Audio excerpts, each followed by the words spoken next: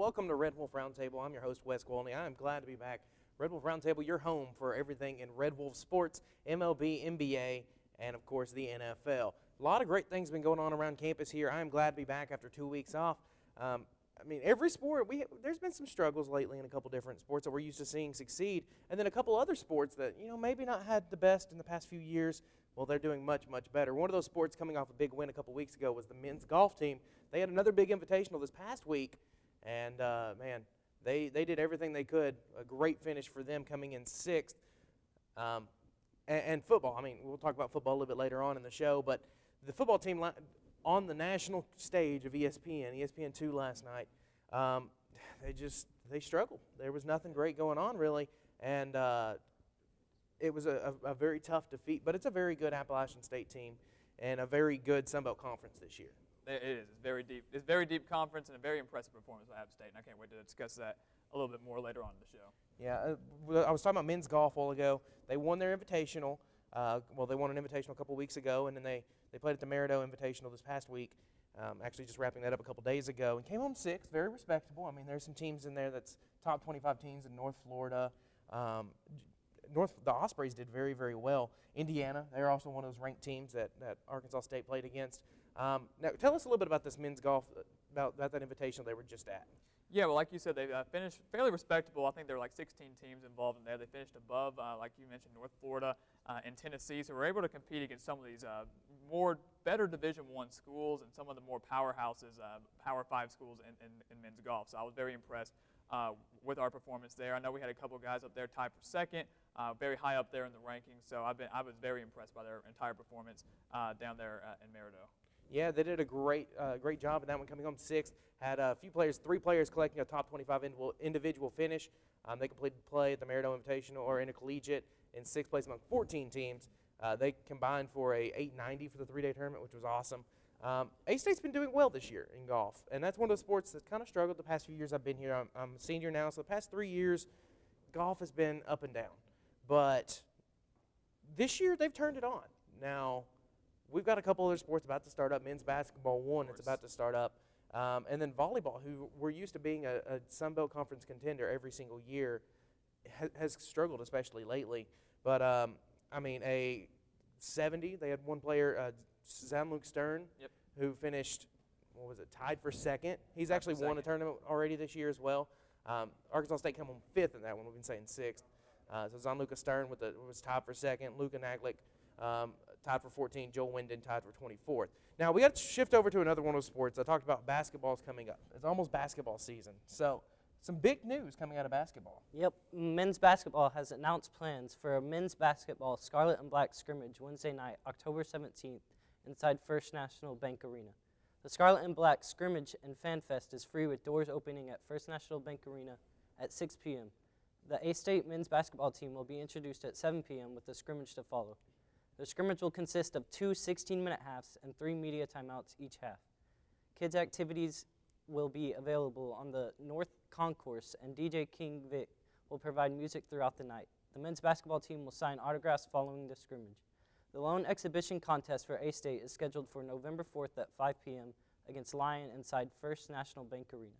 The Red Wolves open the regular season Friday, November 9th at Abilene Christian before the home opener on Monday, November 13th against Missouri Baptist. So we're looking forward to a very interesting basketball season. Last year, it was rough to be a Red Wolves fan when it come to Sun Belt Conference basketball. And this year, we're returning a lot of great players. And from what it seemed like from Coach Bellato, things are going better. This is the first real year of Bellato. He's got some of his recruits in this year, and I'm looking forward to the basketball season. Yeah, I am too, 100%. And like you mentioned, all the great players that are coming back this year, anytime you get a new coach in any sport, it takes a little time to build that program up a little bit.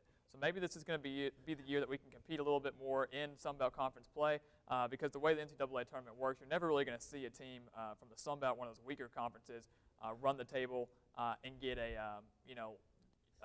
at-large bid. You've got to get an automatic bid by winning your conference championship. So maybe Arkansas State can do that, make a run in the Sun Belt tournament, and I'd love to see them play in the big dance, regardless of what seed they are. Yeah, I definitely agree with that. There's the chance. We got some really good teams in the Sun Belt Conference, and like UT Arlington, they're always great to watch in basketball. Troy, who I mean, upset Duke a couple years ago, or almost did. But now a sport that Arkansas State's been in the big dance before in. The Arkansas State women's volleyball team fell to Appalachian State in 5 sets, 25-20, 25-19, 25-27, another 25-27 thriller, and 15-10 in the 5th and final set. Now with the loss, A-State fell to 10-9 on the season and 2-4 in Sun Belt Conference play. Well, App State, they've had an amazing season, improved to 13-5 and 5-11 in the or 5-1 in the league. A-State trailed 2-0 after the first 2 sets, but rallied back for back-to-back wins in the 3rd and 4th sets to force a decisive 5th set. The Mountaineers used a 7-0 run to build a 9-1 advantage in the final frame, but A-State responded and closed within 10-6 after an ace and kill by Carlisa May that forced a timeout. The Mountaineers then closed out the Red Wolves in the 5th set 15-10. May led the way for the Red Bulls with 19 kills and 10 digs. She also moved into 2nd place on A-State's all-time career kills list, passing Beth Cochran's mark of 1636. May now stands at 1646 career kills, which is absolutely insane. She's an amazing player. Macy Putt finished the match with 16 kill performance as well, while Turner tied a season high with 10 kills. Setter Ellie Watkins recorded a double-double with 48 assists and 10 digs. Tatum Tickner led the team with 19 digs, while Kinsey Fields added 14. So this is a team last year that made it to the Sun Belt Conference semifinals in volleyball. Now, 2 of their last games, like we were talking about earlier, they've lost 4 straight. So the volleyball team, Coach Rear and the volleyball team struggle a little bit so far this year. I mean, it's so weird to see Arkansas State 2-4 in conference play already. Now, I will give them this: they 2-2 in the matches that really should be close, because Texas State and Coastal Carolina are always in a world of their own in this league, and so they lost to both of them. And App State's really turned it on, but those A-State could be 4-0, and they're sitting at 2-2 in those kind of games, and 2-4 overall. Yeah, I mean, it really has been a somewhat disappointing start to the season for our volleyball team. Like you said, it's very odd to see us sitting at 2-4 right now. Kicking off things 2-0, it looked very promising. But you knew that we were going to hit a very rough patch in the schedule, facing off against some of the better opponents in the Sun Belt. But the one thing that I like about this team, and one thing that we just got to keep in mind, I've only had the opportunity to go to 1 volleyball game this season, but it was the resilience of this A-State volleyball team, finding themselves down a couple times in the game I was at and many of the other games that they've been in, and just the fact that they haven't given up and the fact that they just continue just to not get down on themselves. And that's one of the biggest things that you do in any sport. If you get down on yourself and you beat yourself up, you've already lost the game. So I think this is something that the volleyball team has to keep in mind, and something that I don't think is going to really let them bother them, if that makes sense. I think they're going to really be able to make a run down the stretch. We've got 10 games left, so we're going to have to make a really good run and finish strong. Yeah, Arkansas State, I mean, they're led by senior Carlisa May, but it's rather young around them. Around Carlisa, it's a pretty young team. And now we've seen, when they won the A-State Invitational a couple weeks ago, not trying to take anything away from it, they still played some good schools in Jacksonville State and in Central Arkansas, or UCA, but those aren't Sun Belt kind of schools. You know, Coastal Carolina, Texas State are at the top of the conference, and App State now throws their name at the top of the conference. They're 5-1. But the other teams in Sun Belt, you know, they're good, but they're teams that Arkansas State really should be taking down.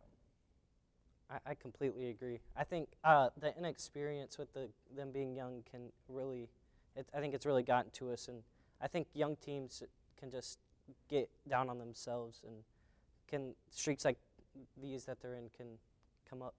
Yeah, so Arkansas State volleyball been struggling. We're going to have to see if they can get it back going here in the next few weeks. But that's going to do it for us. After the break, we'll talk a little bit about some A-State football. So stay with us here on Red Wolf Roundtable. These hot ashes are about to be dumped, which could possibly start a wildfire. How will Smokey deal with such a hot situation? The garden hose defense. Next, a thorough stir. Then another spray. And finally, feeling if the ashes are cool. Oh, yeah. Ah, yes, the selfie. A ritual practiced so frequently with this tribe, but not so much by Smokey Bear. Only you can prevent wildfires.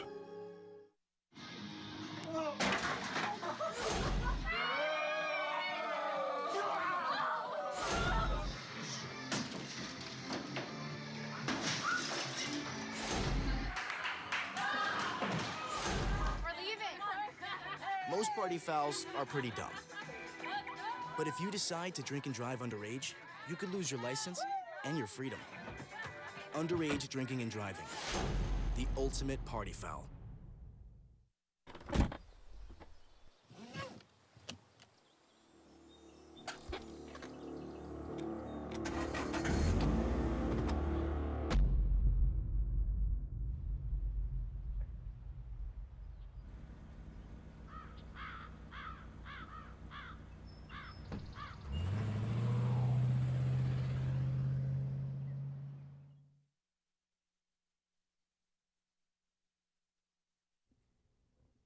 Welcome back to Red Wolf Roundtable. I'm Wes Gwaltney. Got Mr. Alex Galbraith beside me and Mr. Michael Buck. The perfect name. We were talking about that earlier. The perfect name for like color commentary from the NFL or anything.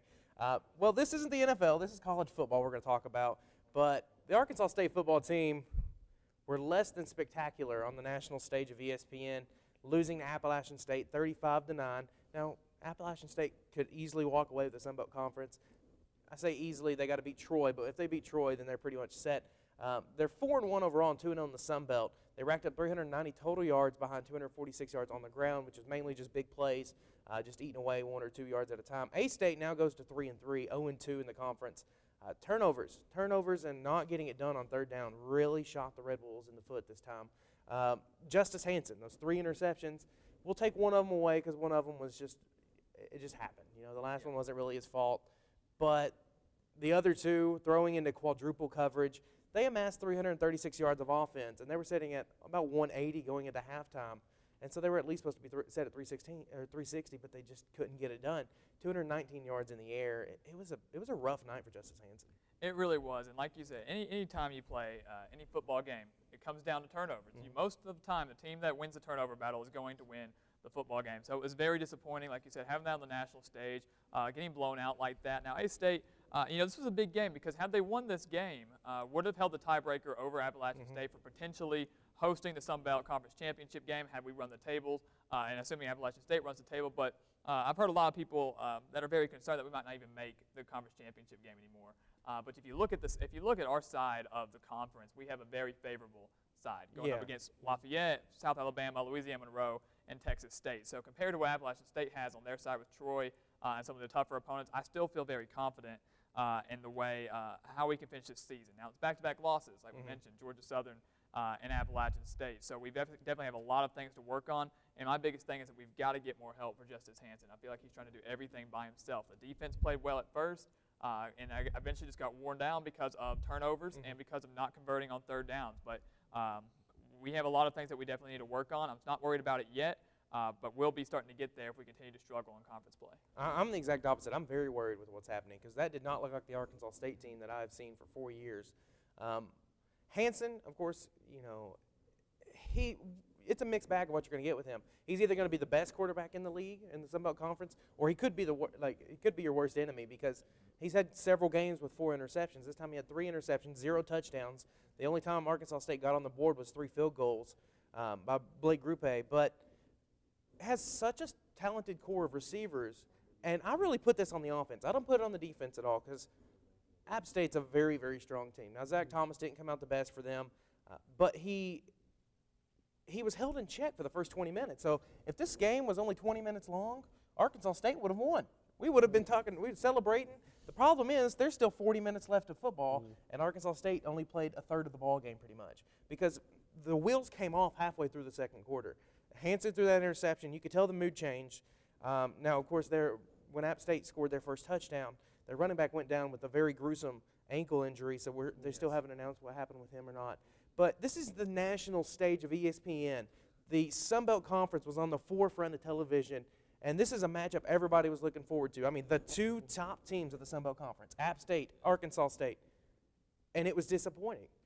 Not just saying that from an Arkansas State standpoint, but it was a good ball game if you watched it for those first 20 minutes. Then after that, you're like, what am I watching here? Why is App State being so mean to this other team? Well, I'm definitely worried about this Arkansas State team. I think what we need to get better at is getting the ball into the end zone, because we got the ball into the red zone pretty often, but we could not convert when we got into the red zone. We made turnovers when we got in the red zone. I just feel like if we got the ball into the end zone more that game, that we would have made it closer, you know. Oh, I agree. I mean, like Alex was talking about with the Sun Belt Conference, so in our division, I will say we did get a little bit of a blessing in the sense that this year our division's a lot less strong than the other division is. I mean, we're 0-2 against the East, and now in the West we haven't played anybody just yet. And Louisiana Monroe is leading the Sun Belt Conference Western Division, and they're sitting at 1-1. So now we're at 0-2, but technically if we beat any of them, if we go perfect against everybody else the rest of the season, we still win our side of the division, and we could have a rematch against App State. Now, it could be against Troy. Troy's a very good team as well. They've been dominating. But App State, they almost took down Penn State to start the season. And I think if App State keeps a perfect season here, they'll end up ranked, maybe not like inside the top 20. Not UCF caliber. Not UCF, but we're not talking a Mountaineer National Championship. No, of course. I don't think you want to put App State versus Alabama, but I think as of right now, if I was any other team in this conference that has to play App State or sees the Mountaineers coming up on their schedule soon, I'd be worried. Absolutely, 100%. Now, Arkansas State, if they don't show anything, I think everybody else in our division's like, hey, we might have a chance to be in this. I think everybody at the beginning of the year is like, all right, well, looking at this division, it's going to be Arkansas State versus somebody in the conference championship, first ever conference championship. And I think they're not worried about that no more. Monroe just liked their chances. South Alabama just likes their chances as well. South Alabama was leading the conference until they took a loss this past week. They're 1-2, but everybody still has a chance in the Western. Everybody in the East, the Georgia schools who, Georgia Southern just took down Arkansas State a couple weeks ago. They're like, man, can we play over there? Exactly. I want to be in that side of the division. Arkansas State, let's talk about the offense again, because I don't think they took any shots. Arkansas State's all about the big play. Now, we can sit there and do 2-3 yard runs, little pass over the middle. We got the players to kind of do that, and Justin McInnes and Omar Bayless and stuff. But Omar Bayless is kind of a deep threat guy. Kirk Merritt, that is what he is known for. That's his bread and butter as a receiver. They threw to 9 different receivers, but nothing really happened. We didn't have a big play. We had one big play, and that was basically Justin McInnes making something happen. Yeah, well, you're right. Arkansas State relies on those home run balls, and I was banking on seeing a couple of – I expected this game – I believe the over-under for this game was 60 points. It was 60. And obviously we did not meet that either way. But, I expected this game to be a shootout, and Appalachian put up some big points, 35 points. But I was very disappointed by the play. I hate to say it, but I criticized a little bit of the play calling on the offensive side of the ball. A little conservative at some points. I know we went for it on a 4th down at one point and failed to get it. But we definitely struggled there, and like Michael mentioned, the red zone woes, that was just really what killed us there. You convert maybe two of those red zone opportunities into touchdowns, and it's a completely different ball game. So I was very disappointed by that. I think the play calling needs to change a little bit, and you've got to find a way, like I mentioned earlier, to help out Justice Hansen a little bit more. He threw 50 pass attempts against Georgia Southern last week. I think he threw 40 last night, and we don't really have a whole lot of a run game. I know we're swapping out running backs, but we don't have a solid running back in position right now. So we got a lot of work to do on the offensive side of the ball. Yeah, Marcel Murray, he led the Red Wolves rushing the ball, but he wasn't stellar. Warren One wasn't stellar. Armand Wayway, not stellar as well. They were just 3 everyday kind of backs. Everybody has those kind of guys. And App State broke off big runs. Why couldn't A-State do that?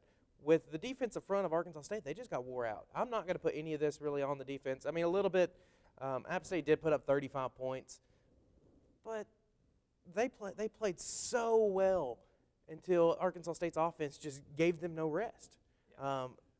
And it disappointed me in the sense of that. But there's some of those times. I'm also going to give some props to App State, because they're toward the end of the half. They were just throwing the ball in the air. Zach Thomas said, I'm just going to throw this, and I'm going to let my receivers go and get it. And Sutton, one of their receivers, he made this absolutely amazing back shoulder catch to get inside the pylon. And it's like, wow, you can't do nothing about that. So props to App State in that notion, but Arkansas State really struggled. Yeah, I think I saw that on SportsCenter Top 10, actually. It was an amazing catch. But, yeah, I don't think it was our defense's fault for the loss, because Appalachian State has such a good offense, and they're so hard to control. I just think our offense needed to step up. Yeah, I definitely agree. It's going to be an interesting rest of the season for Arkansas State. Going to have to win out if we're going to be in that Sun Belt Conference Championship. Absolutely. But coming up after the break, we'll talk about some hot takes. And new thing, bring your own topic. So I hope y'all got your topic figured out. We'll be back here on Red Wolf Roundtable. I'll never forget the day our landlord called and said, read your lease. No pets allowed. My owner tells him my dog ate the lease, but that didn't work. And now I'm stuck in a shelter. But this pit bull is ready for a new crib. I'm loving, loyal, and play well with others. So don't be intimidated by all my muscles, because the biggest one I have is my heart. That's right, I said it.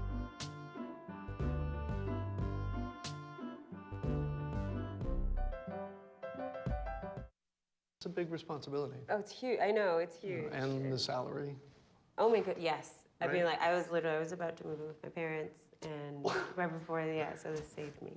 I really believe in you, Thank you. It's nice to hear that from someone. These are cool. Did you, what did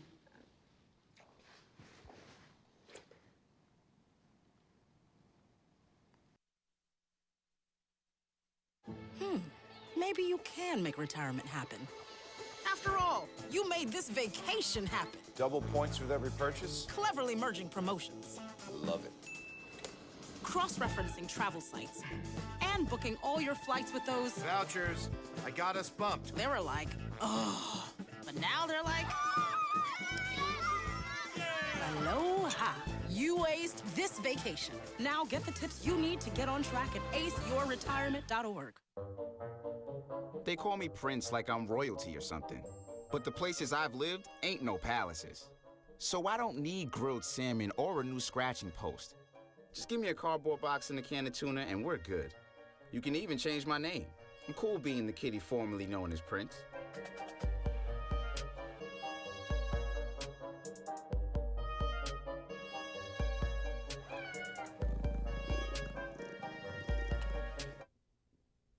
Welcome back to Red Wolf Roundtable. So I mentioned it a while ago, bring your own topic. Usually we just talk, one of the national sports, and we can still do that.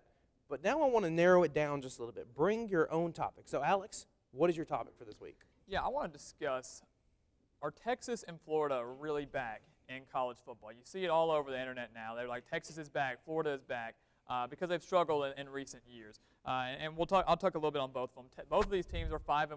Texas coming off a big-time victory over Oklahoma, 48-45, big-time rivalry game there. And now they're number 9 in the country. And some people think that's a little high. And I do think that is a little high as of right now. I mean, it's a solid win, but they've beaten Oklahoma in the past with worse teams. So looking at the schedule, though, Texas has to play at home against West Virginia, who's number 6 in the nation right now. It's a loss. It might be a loss. It's absolutely. A loss.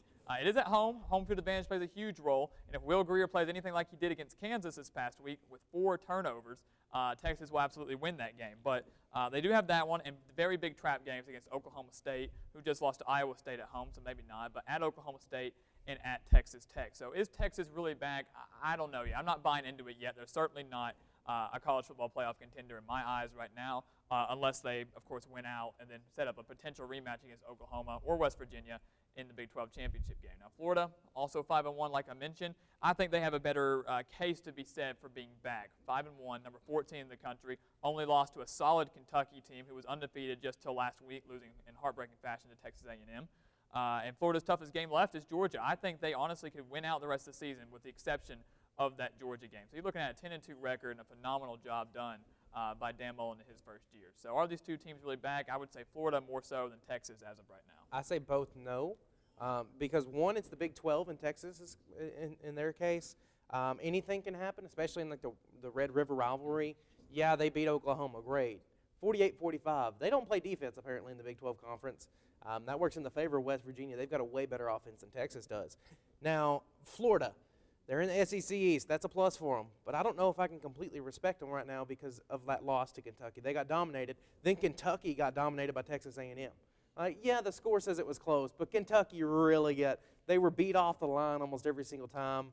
Defense for Kentucky played extremely well there, and the only props I want to give to Kentucky is the fact that they won that game in the swamp, and also annihilated Mississippi State, who just destroyed Auburn this past weekend. So Kentucky's a much better team than they're given. They play defense. It's a defensive ball game. You got to score some points though. They're not going to beat Georgia, so we'll count that Florida, one loss for I don't Florida. think they will. No. And then I think they lose to Florida State because Florida State looked really good against Miami. I think Florida State's just got to get it going a little bit. Yeah, until they blew the lead. Until they blew the lead to Miami, but that's something that you got to work with. New coach as well at Florida State, pretty much. So it's going to take a while for them to get into that fourth quarter winning mentality. So I think they at least have 2 more losses, and maybe even 3. Mizzou is a scary good team in my opinion. They just can't seem to get a win. Texas, I don't see them winning versus West Virginia. I see Oklahoma State out-offensing them. I mean, that's Iowa State out-offensed Oklahoma State. So that's also another thing that could derail them a little bit. It worries me for Texas. I want to believe Texas is back. Now, I also want to believe Mac Brown's still coaching them too because I love Mac Brown, but he isn't. I mean, it's possible they both have a great season, but I think 9's definitely an overshot for Texas, and I think Florida at least has 2 more losses coming this year. Now, what's your topic? What we got, Michael? I was going to talk about the NBA. It's coming back this Tuesday. Thunder Warriors start off the season. I think it's going to be a great season. I think one of the teams to look out for is the Utah Jazz. With Donovan Mitchell, he's a star. He should have won Rookie of the Year last year. That's my opinion. I think he was had a better season than Ben Simmons. But I think the Utah Jazz will surprise some teams. I think they'll be good competition in the West, and I think they'll be scary. I think the Jazz are good. I mean, they showed last year that they were going to be pretty good. Western Conference, as always, much stronger conference. And now that LeBron's in the West, too, it just makes it even worse for the Eastern Conference, unless your name's Kyrie Irving or Gordon Hayward and you play for the Boston Celtics, or you're Joel Embiid playing for the 76ers. Because there's two teams good in the Eastern Conference. I mean, there's some others that would be like, why are you saying this? But the Western Conference has like 10, 12 teams. Way that better. was insane. The Warriors, I mean, set again to a win to the season. Yeah, now they have LeBron over in the West too. I think the Wild Wild West. What do you do if you're playing the Lakers or if you're playing any one of these teams? How do you prepare for that? Like night after night, be like, all right, who's on our schedule this week? Well, we're playing Houston, okay. Then we're playing OKC, all right, and then we're going to play the Lakers. That's like 1 week or something, right? That's stars galore right there. James Harden, and then now LeBron plays for LA. This is going to be an insane season in the Western Conference. The Eastern Conference, Celtics going to be having dinner every night, eating filet mignon. I mean, they'll circle those games against the 76ers on their schedule, but I think their two toughest opponents in the East for the Celtics are the 76ers, and you can make a case for the Raptors just because of the addition of Kawhi. They still got Kyle Lowry. So I'm not saying they're going to be. I do think the Celtics are the best team in the East, but I think those are their top two competitors are the 76ers and the Raptors. Kawhi Leonard doesn't want to play basketball, though. Yeah. He didn't want to play basketball for the Raptors. He definitely wanted to go out to L.A. and play with LeBron. Well, he wants to play with LeBron, but he doesn't want to play for anybody that's not named LeBron James. Yeah. LeBron James is coaching, playing GM for the Lakers now pretty much. Not really, but that's insane that you have to deal with Kyle Kuzma, and then now Lonzo Ball's back, and then LeBron James. Like, all right, this is going to be interesting. Rajon Rondo, Kentavious Caldwell-Pope is still in L.A. as well. Lance Stevenson. Lance Stevenson's been added. I don't know how him and LeBron are going to get along, actually. That's what I'm worried After him about. blowing in his ear. Him and Rajon Rondo are going to fight like cats and dogs all season long, and then somebody's going to say something to LeBron on accident, and I feel like he's going to just get rid of both of them. He's going to trade them both at the deadline. Well, I was going to talk a little bit about MLB playoffs. Last night, the Red Sox took down the Yankees. It was a great ball game. The Red Sox jumped out to the early lead, but Craig Kimbrell gave up 3 runs in the 9th inning, which was a very, very big struggle. But they end up getting the win. They'll play the Houston Astros starting Saturday. And the other side, it's Dodgers-Brewers, both of them 3-game sweeps. Now, Game 1 will be Chris Sale pitching for the Red Sox, who pitched the 8th inning last night. Let's jump over, though. We're running out of time, so let's go to our hot takes. What's your hot take, Alex? Yeah, real quick, we got the 13th ranked LSU Tigers sitting at 5-1 right now, the lone loss to Florida. And my hot take is that they're going to lose 4 of their last 6 games on the season. Look at the schedule. You got Georgia, Mississippi State, who just annihilated Auburn, Alabama, then at Arkansas, Rice, and at Texas A&M. I could probably give them 2 wins to Arkansas, potentially, and Rice. But Texas A&M, a team that has played not extremely well, but has played fairly well this season, and that game being on the road. Alabama, by far the best team in the nation. And then you can make a solid case for Georgia and Mississippi State as well. It's a very tough schedule for LSU for the remainder of the season. Yeah, LSU could struggle. What do you got, Michael? I'm going to bring it back to the NBA, and I think Victor Oladipo is going to win MVP this season. He won Most Improved Player last season, and I feel like he's going to have an even better season, and he's going to win MVP. He doesn't have anybody else helping him. That's why. Exactly. He's Russell Westbrook from a couple years ago. He's going to have to do everything for his team. So is he going to go triple-double like Westbrook? I don't know. I think it's possible. I think he's going to make the Pacers probably the 4th best team in the East. Okay. So my hot take here is a team that's currently perfect on the season, doesn't actually have a conference they play in, Notre Dame. Notre Dame will be in the national championship game against Alabama. I know it's a crazy pick. Of 2012. Yeah, but, I mean, Manti Te'o's not bringing his girlfriend. Right, of course. Yeah. He might come out in attendance. But that's going to do it for us here on Red Wolf Roundtable. I'm Wes Gwaltney. He's Alex Galbraith. He's Michael Buck. We'll see you next week, next Wednesday, Red Wolf Roundtable.